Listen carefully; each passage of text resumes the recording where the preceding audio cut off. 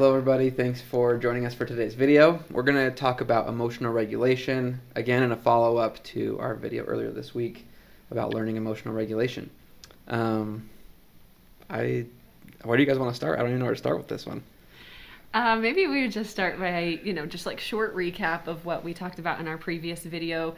We just talked about the fact that emotion regulation, like the ability to soothe yourself, some of it is learned, but a lot of it is stuff that you learned in your infancy, right? Before you have any recognition or awareness of what's going on.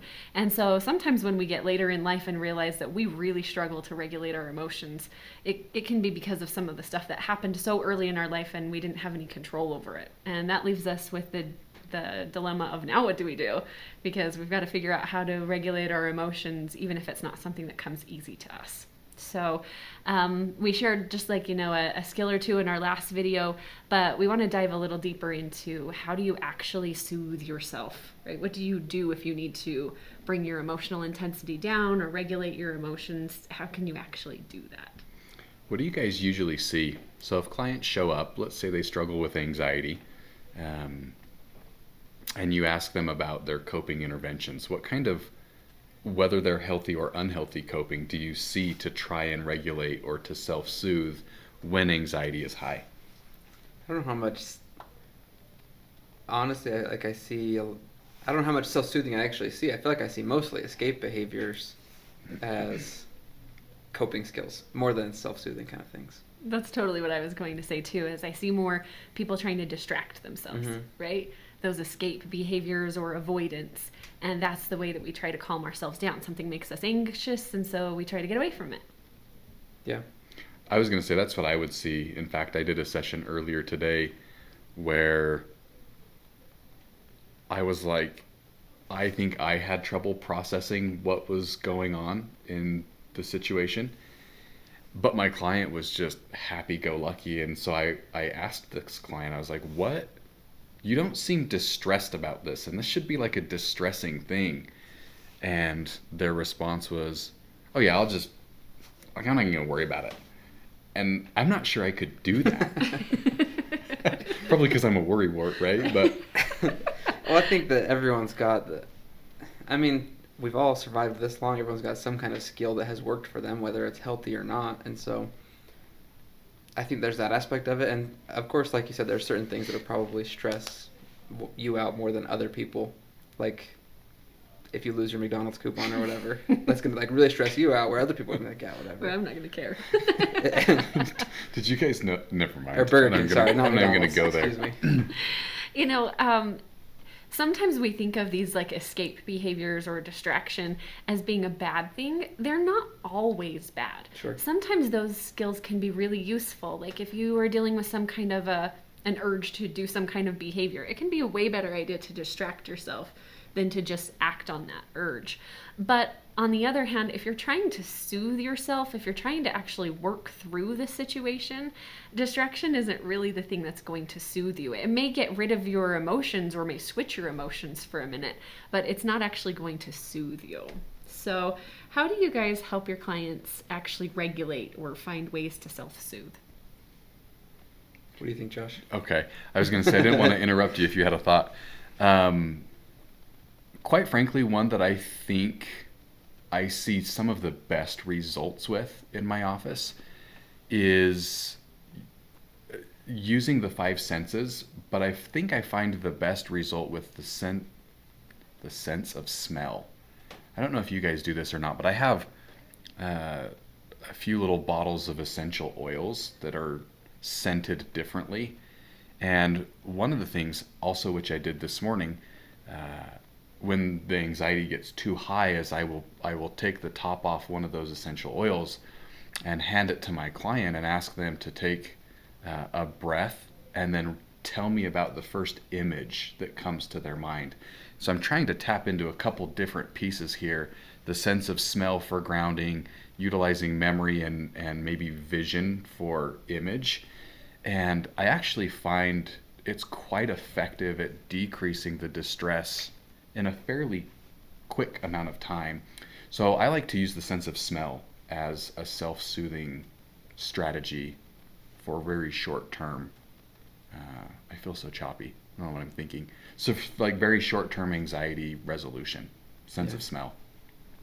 I think I always go, like if someone's having a lot of anxiety in session, to deep breathing, some kind of breathing, like guided breathing exercise.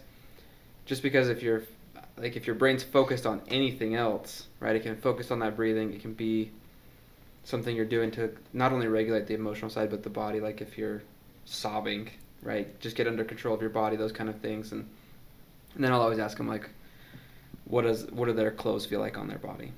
Like I can feel my collar on my collar of my shirt on my neck, even though I don't notice it all day. But if I really think about it, it's there. I can feel my watch on my wrist, or my shoes tied on my feet, those kind of things. Just to give their brain another place to be that's here, and get the body side of it under control. Right, and you're kind of talking about like that like touch, right? Mm-hmm. Noticing that sense of touch. I think that this particular skill where we use our 5 senses, this is a DBT skill, and it can be one that is so useful because any of those things that you can do to soothe your body will actually have the effect of soothing your mind and your emotions as well. So, you know, whether it's smell or touch, I actually really like to use taste. But this one can get kind of tricky because it's easy to take this one overboard, right? Like a lot of us soothe using food, but in not necessarily the healthiest way. But you can actually use food to soothe yourself. If you're doing it in a really mindful way, it can be very helpful. So for example, I'm like super boring and I just love water, like ice cold water. That is boring. I know. On a treat, I'm going to have ice water. Well, that's not always what I have for treats. But when I have ice water, I'll just sit and just notice this is exactly what this tastes like, and spend a minute or two just noticing the sensation of what it feels like to swallow, what it feels like to have that specific thing in your mouth. And that can be a really great way to soothe yourself. Again, you have to be careful that you're doing it really mindfully and you're not going overboard trying to just fill your stomach with something that makes you feel eating a whole better. pack of Oreos. Right. One of my favorites, if I'm using taste, is this is probably the area where I'm less boring than you because I won't use ice water. I like a Hershey's Kiss, and then when you put it in your mouth, you tell your client to set it on their tongue and notice urges to bite it, but to not actually bite it, and just to notice even the frustration with wanting to eat it, but your therapist won't let you eat it, right? It's a really good grounding technique. Josh, I thought you said this was fun. What about that is fun? I got a It's more Hershey fun than Kiss. ice water. It's chocolate. Yeah, it beats ice water every time. Yeah. Right? Okay, I don't always use ice water. Sometimes it's like a cookie or something. Sometimes it's water without ice. Room temperature. No, it's not. Room temperature. Any of these skills, though, just using your senses can be so helpful. That can really bring your emotional intensity down. Yeah. You mentioned at first, like, about self-soothing and learning it as in your infancy. Maybe explain that, like in a quick version without saying everything from the video. Yeah, I'll just give you like a real quick glimpse into that, right? So from the time that you're a baby has no ability to self-soothe. And so from the time that a baby is an infant, they have a caregiver that whenever they become distraught, their caregiver is supposed to pick them up and help to regulate them, whether that's bouncing them, making certain faces and noises at them, trying to meet their needs by feeding them, helping them to be warm, whatever that looks like. And if in your early childhood you either had a parent who was slightly neglectful or maybe had some of their own mental health issues, so as they pick you up and they're bouncing you, they're feeling very depressed and very anxious, that's the energy that you were picking up as a child, right? And so sometimes even from the time that you're a baby, you learn to soothe your parent instead of your parent soothing you.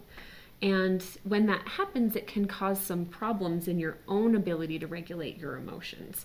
Now, obviously, like, parents don't have to be perfect. It's not like they have to get it right every time. But if you think about the amount of times that this happens from the time you're an infant until, you know, even like later childhood, I mean, I don't even know how you could count the amount of times that that's technically like supposed to happen.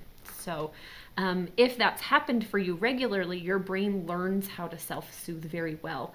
These are things that it does. You have the wiring in your brain to support that. And if you have not had a significant amount of these experiences, then it's going to be much harder. You have to find ways to soothe yourself. It makes me think of when I worked for the school district. I worked for the behavior team with kids in elementary that had behavior issues. And my boss, she always said this, I really liked it. She would always talk to the teachers and the parents and be like, well, at school we teach math and science and English and letters and these kind of things, but whoever taught them behavior, right? If you don't have anyone to teach you that, where would you have ever learned it? You're going to pick it up on your own?